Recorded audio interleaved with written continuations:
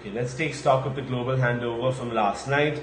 The Dow had its 7th straight gain, 350 points up, so that index looking absolutely unstoppable despite what the futures do overnight.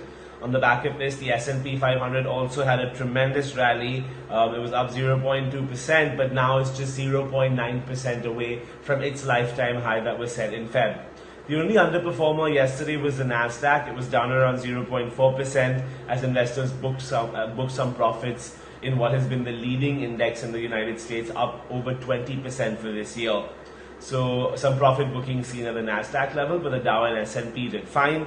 Now let's remember the US markets are currently hinging on stimulus. There's a second stimulus bill which is supposed to be passed very soon. It seems to have hit a halt as the various parties can't really come to an agreement right now, but nonetheless it's in the works and should be out soon, and that's what's keeping the US markets fairly buoyant.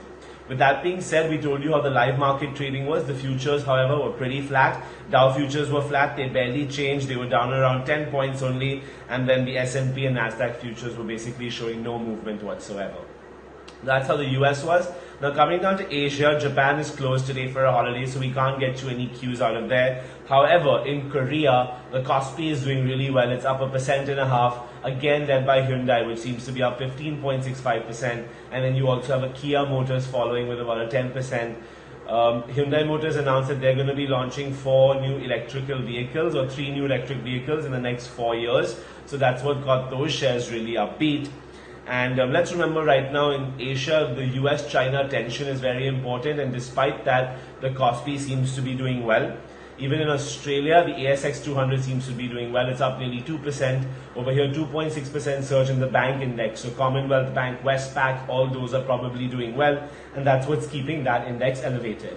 So that's how Asia is shaping up. Now, if you come down to Europe, the Pan-European Stock 600 paired some earlier gains to provisionally close up around 0.2%. They're also waiting to see what happens finally on the US stimulus stocks. The French CAC 40 ended the day provisionally higher, 0.3%. Even the UK's FTSE was provisionally higher. Spain's IBEX index, that was the best performer in Europe, closing 1.7% in the green yesterday. So that's fairly positive. And Germany's DAX was also flat. So that's how the European index panned out yesterday. Now, 2 commodities that we always get you a check on, oil and gold. Oil prices have risen as Chinese factory data has improved. So Brent rose 82 cents or 2% to $45. WTI rose 72 cents up or 1.7% higher at $42 per barrel. And gold, they retraced from their all-time highs that we saw earlier on. They were at 2070, 2080. Both spot and gold now seem to have come down to 2030 and 2040 respectively, and that's on the back of obviously the dollar hovering near a 1-week peak yesterday.